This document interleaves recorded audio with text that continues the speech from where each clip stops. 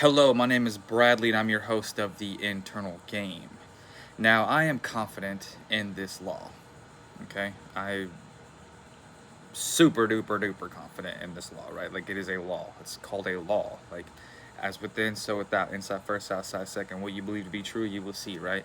Um, Perception is reality. Things like this, right?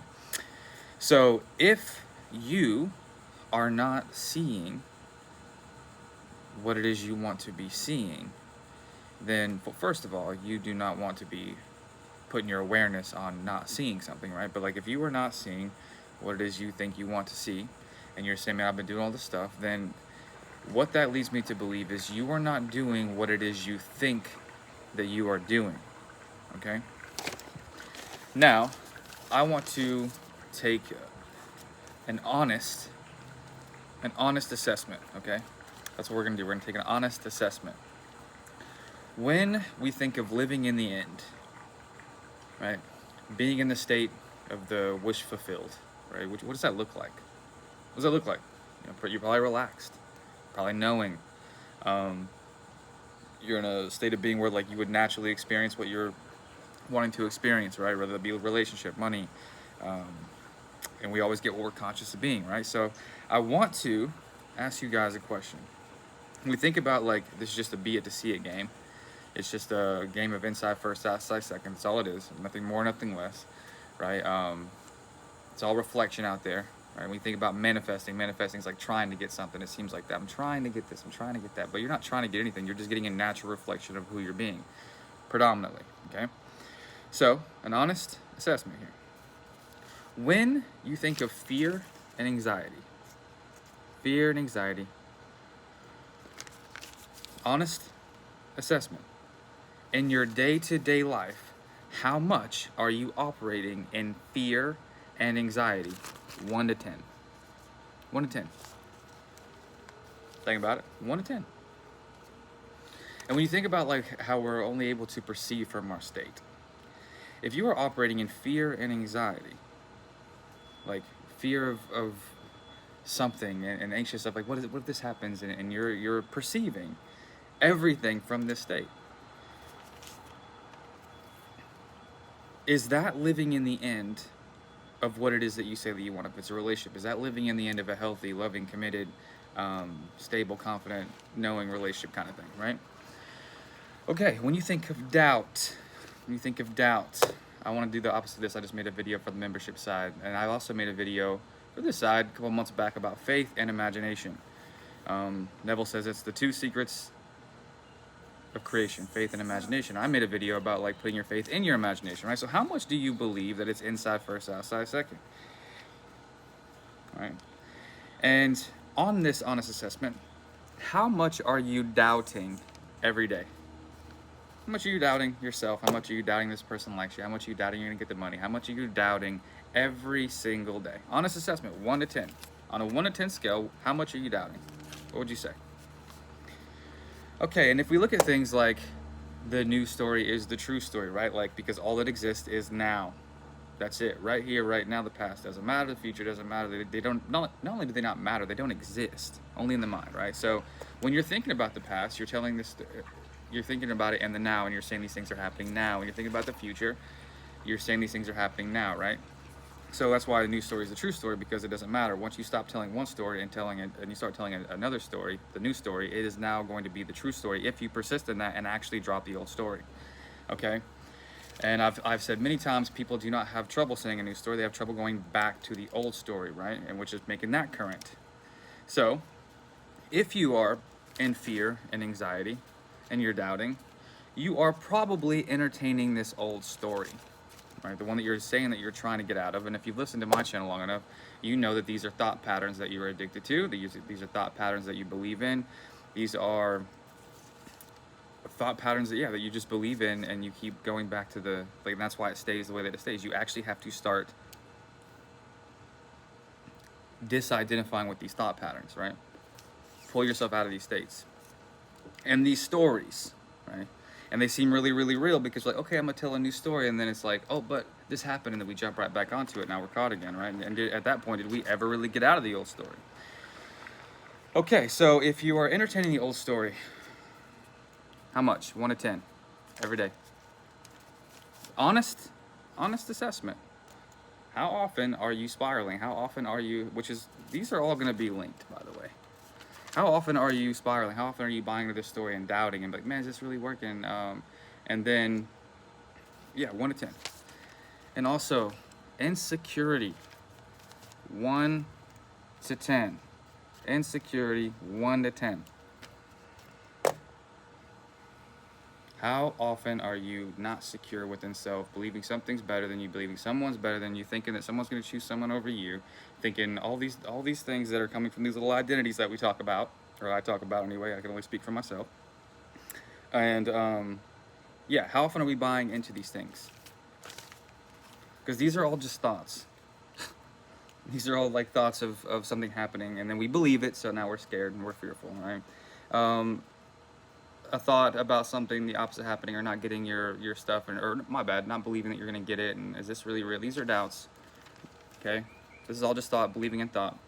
Entertaining an old story is still thought, right? It's a bunch of thought that you're saying is important and relevant, so it stays the new story when we're trying to make it the old story, right? But we're entertaining this, and then insecurity, pretty much thoughts against self, little me thoughts, little poor me thoughts, right? Someone's better, oh, this is better than me, all this stuff, right?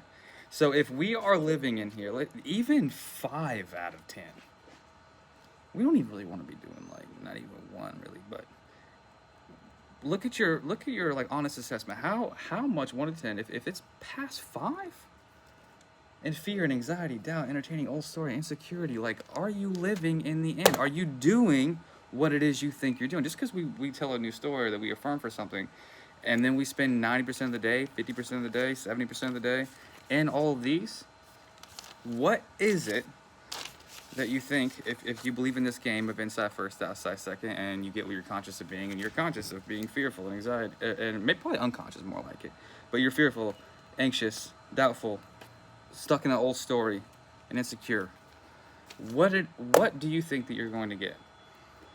Probably exactly what you've been getting, right? If you have not been seeing any movement, anything, whatever people want to call it. Now,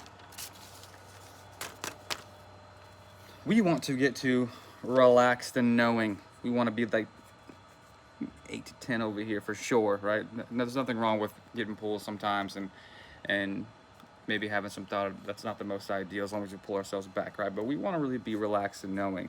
Telling a new story, if we decide to tell a story, let it be the new one, okay?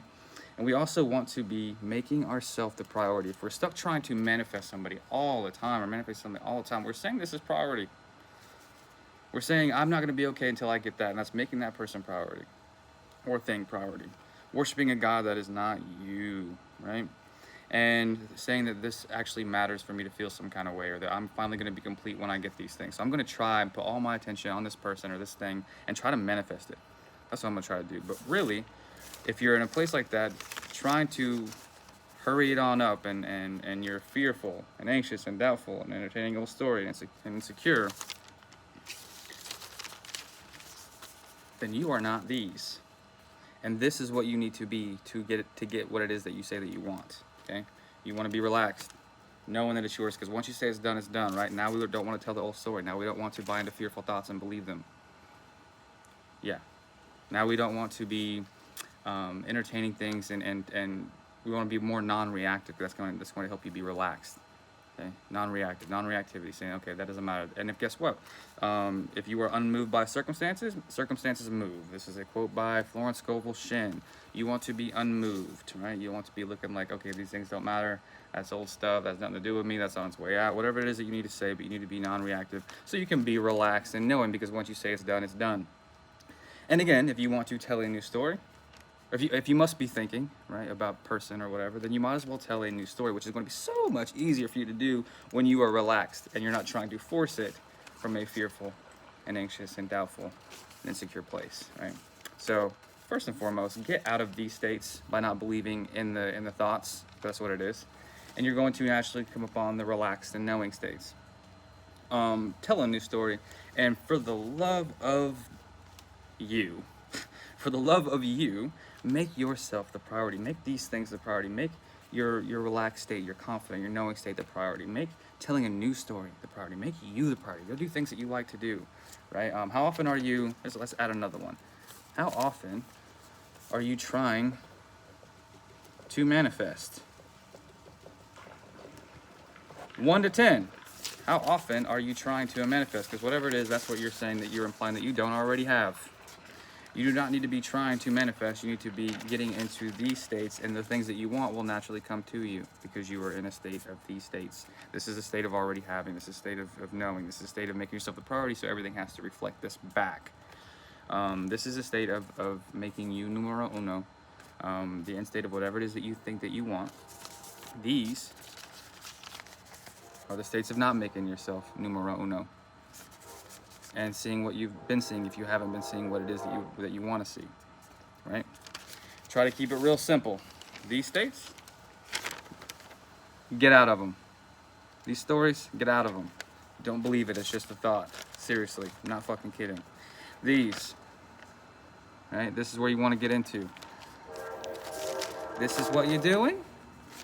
This is what I want you to do. All right? Take an honest approach. Honest assessment. If you have 5 to 10 in those fearful, kind of doubtful, insecure, telling old story, then that's why. You're not seeing what you want to see. If you are in these states,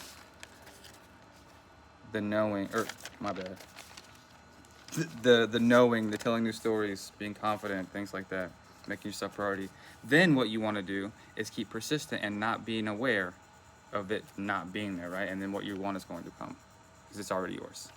Love you guys. See you soon.